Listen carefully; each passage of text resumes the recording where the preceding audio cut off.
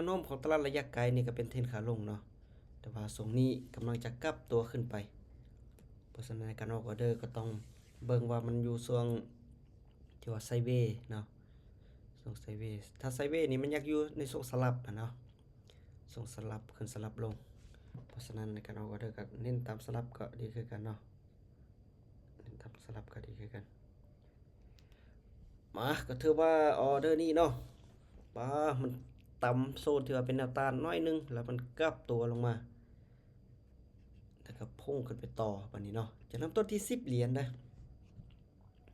ถ้ามันลุดขึ้นไปได้เนาะลุดขึ้นไปได้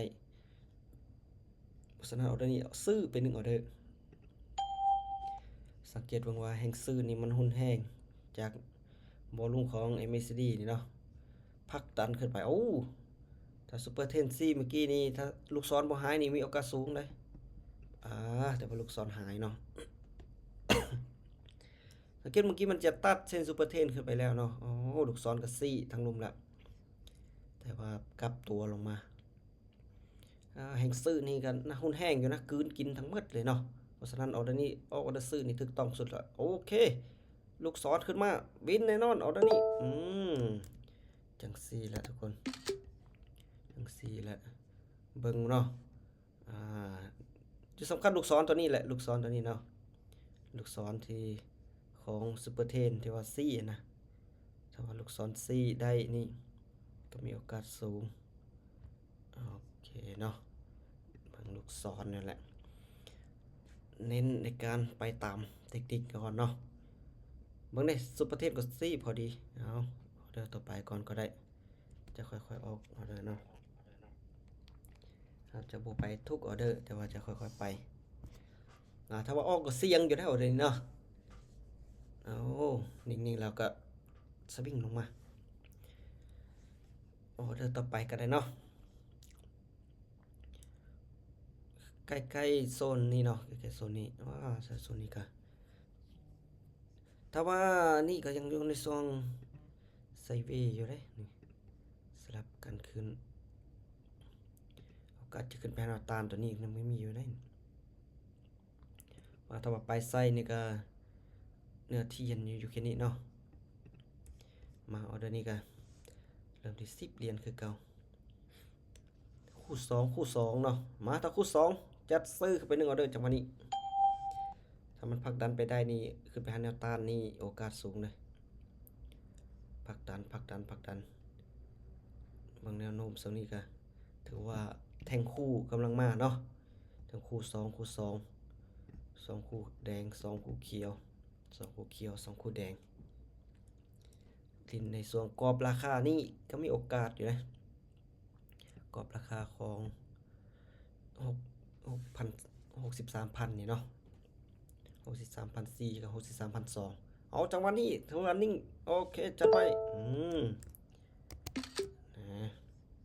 ถ้านิ่งๆนั่นนี่ก็ได้เลยขึ้นไปแบบนี้ถ้าว่าเป็นแท่ง2เนาะแท่ง2คู่เบิ่งได้มันนี่ก็คู่2เขียวนี่ก็คู่2แดงคู่2เขียวป้าคู่2แดงมาอีกนี่ก็ถือว่าสุดโหดได้สบายนี่ดีอาจารย์อาจารย์ออกจากออเดอร์ครับหากออก2เนาะหากออก2ออเดอร์ออเดอร์ต่อไปก็ได้พักดันอยู่คนเงินจาก BTC ว่าอาจารย์ไม่แน่ BTC เด้อว้าวเดี๋ยวนี้เทลงมาแล้วก็พักดันขึ้นไปแล้วก็กลับลงมาอีกเนาะถือว่ามันแท่งคู่หลายขนาดเนาะคู่แดงคู่เขียวแล้วจะมาคู่แดงอีกเนาะวันนี้พักก็ถือว่าโหดเกินได้นี่โหดเกินนะเดี๋ยวจะเซตจอมาอีกครั้งก่อนเพราะมันเป็นหน้าต่างเลยเพราะว่าจะใส่วิเคราะห์ได้เนาะ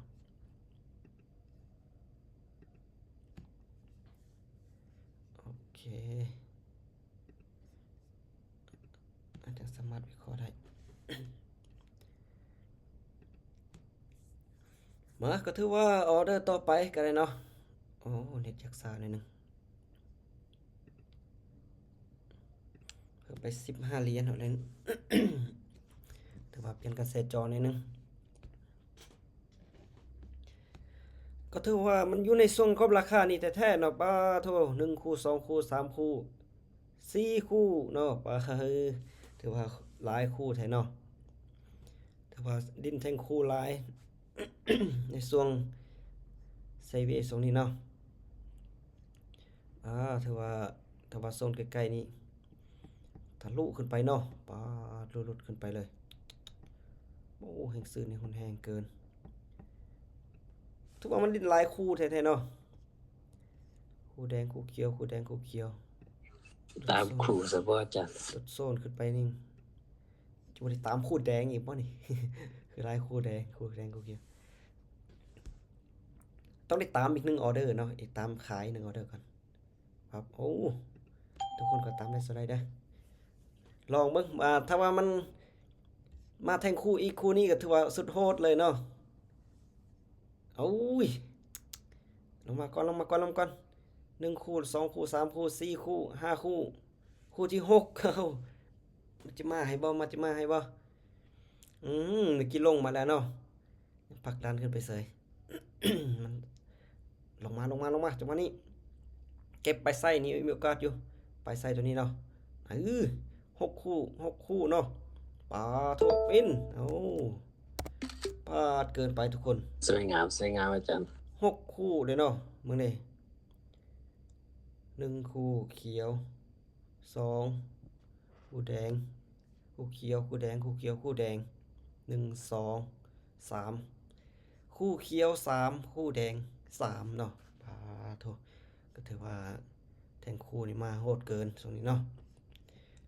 ว่ามันจะขึ้นไปคู่เขียวอีกวันนี้ สบายดีอาจารย์หาเขาได้ สบายดีนะสบายดีแต่มันขึ้นไปคู่เขียวอีกนี่ก็ถือว่าโหดเกินเลยเนาะน่าจะบ่ขึ้นไปแล้วมันแทงคู่หลายเกินแล้วเนาะมันหลายคู่เกินละ ออกจากใหม่แล้วเนาะ ก็3ออเดอร์แล้วเนาะ3ออเดอร์แล้วได้ปาโทปิดเขียวเสยไปทุกคน โอ้ก็ซื้อมั่วๆก็ออกเลย เกินไปเนาะเกินไป 1 2 3 4คู่เขียวนะพอจะ4คู่แดงอีก แล้ว4คู่แดงอีกก็โหดได้เนาะพอบ่ได้เด้อเนาะ4คู่เขียว4คู่แดงก็ โอ้ บ่ เกินตลาดเด้อ เอาต้องลองแล้วแหละเนาะ เพราะอาจารย์กาแฟเท่าไหร่ละอาจารย์เมื่อนี้นะ เขาขาย1ออเดอร์เด้อจังหวะนี้เขาขาย1ออเดอร์เพื่อมันจะมา4คู่แดง อาจารย์มีกำไรเท่าไหร่แล้ว บวกมา20ปลายเนาะบวกมา20ปลายมา โอ้ 4คู่แดง4คู่แดงมัน4คู่เขียวขึ้นไปแล้ว4คู่แดงต้องมาแล้ววันนี้ โอ้ยลงมาแล้วยังจะขึ้นไปอีกบ่ได้ติลงมาก่อนลงมาก่อนลงมานะลงมาต้องลงเนาะจังได๋ก็ต้องลงจังหวะนี้4คู่แดงปาด4คู่แดงมาแล้วทุกคนมาแล้วโอ้โห4คู่แดงนะทุกคนเนาะ4คู่แดงว้าโธ่ โอ้อาจารย์เสียงวินเบาแท้บ่ได้ฟิลเลยเอาเสียงวินดังๆโลดแบบ เสียงขึ้นเกือบจำละทางนี้เสียงเกือบจำละว่าโทษก็ถือว่ามันเป็นออเดอร์คู่แท้ๆเนาะออเดอร์คู่แท้ๆเนาะมาอีก1ออเดอร์ดูซื้อขึ้นไปดูออเดอร์นี้คู่เขียวจะมาอีกบ่คู่เขียวมาอีกบ่ถ้าคู่เขียวมานี่ก็ถือว่าสุดโหดเลยตลาดหอบเซานี่ขึ้นไปถ้าย่อๆขนาดประมาณนี้นี่ก็โอกาสขึ้นสูงดีเลยบ่ต้องนิ่งว้าเขียวแดงอยู่เนาะขึ้นไป5คู่เขียวนี่ก็โหดสุดเกิน5คู่เขียวเนาะมาต้องมาแล้วแหละออเดอร์นี้ต้องมาแล้วแหละเนื่องจากว่าผลักดันขึ้นอย่างโหดเลยผลักดันขึ้นอย่างงาม2-1-0วินโอเคไปวินไปหลายออเดอร์เนาะจักออเดอร์เดี๋ยวนี้ครับวิน5ออเดอร์ติดละป้าโทษทุกคน5ออเดอร์ติดละ1 2 3 4 5 เรื่องขวดแล้วอาจารย์ เฮาข้ามออเดอร์เนาะทุกคนเนาะเฮาข้ามออเดอร์ บ่ได้ มาเอาอีก1ออเดอร์เนาะอีก1ออเดอร์ถ้าว่าวินหรือพลาดก็เป็นพักก็ได้เฮาวินหลายขนาดนี้แหละเนาะอุ้ยเด้โอ้ดีแท้ก็ขายเนาะออเดอร์นี้เพื่อว่ามันมาแทงคู่อีกเด้ ไอ้ว่าโอกาสนี่สูงโอกาสสูงที่มันโอ้ยบ่ต้องแล้วเนาะมันคู่หลายเกินแล้วเนาะเฉพาะคู่เขียวเนาะ1 2 3 4 5คู่เขียวคู่แดง เดือนนี้น้อง 1 จื้ออาจารย์ 2 แล้วเดือน 3 นี้ 4คู่แดง5คู่เขียวเนาะถือว่าแต่ว่าเสียดายเฮาบ่ได้ออกออเดอร์ติดต่อกันก็เลยว่าบ่ได้รางวัลเนาะเอาบ่เป็นหยังมี5ออเดอร์ติดก็ดีแล้วเนาะมาออเดอร์นี้จะเอาตาปลายมันไปเด้อ 5.9 เด้อ 5.9 เอากำไร50ถ้าว่าบวกมากก็ถือว่าดีถ้าว่าพลาดไปก็ถือว่ากำไรอยู่เอากำไรปานไปซื่อๆเนาะ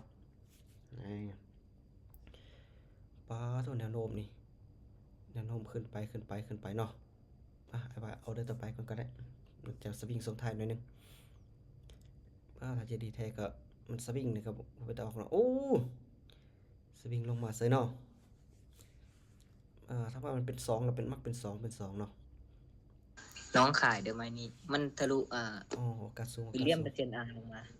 เลยขายลง โอ้มันไอ้เมซิลีนี่ก็โกงเลยเนาะนี่จะหลุดแล้วเมซิลีหลุดแล้วมาถือว่าเอาได้นี่5เหรียญ ถ้าวินแล้วก็ไปต่อเนาะ ถ้าพลาดแล้วก็พักเนาะเอาโอ้จังหวะนี้ถ้าว่ามันมา2แล้วมันมักไป2เนาะ2แดงกันนี่มักจะไป2เขียวแต่ว่าไอ้เมซิลีมันตัดลงมาแล้วทุกคนตัดลงมาแล้วได้นี่ตัดลงมาแล้วนะถ้าตัดลงมามันมักจะหลุดลงเลย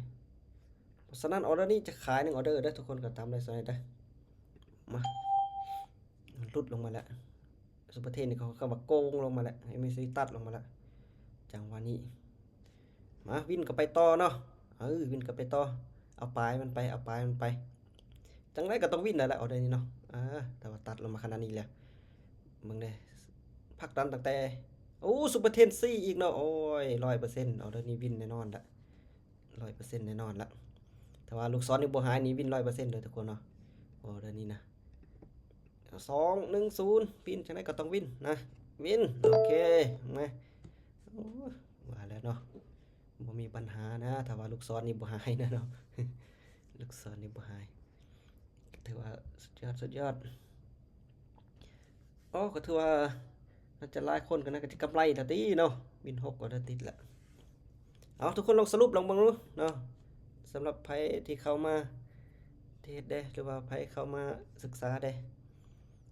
เข้ามา50ปลายคนเนาะมื้อนี้คือเข้ามาหลายเนาะถือว่าบวกมา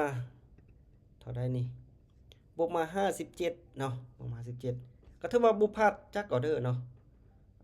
ถือว่าบวก5เนาะศึกษาบวก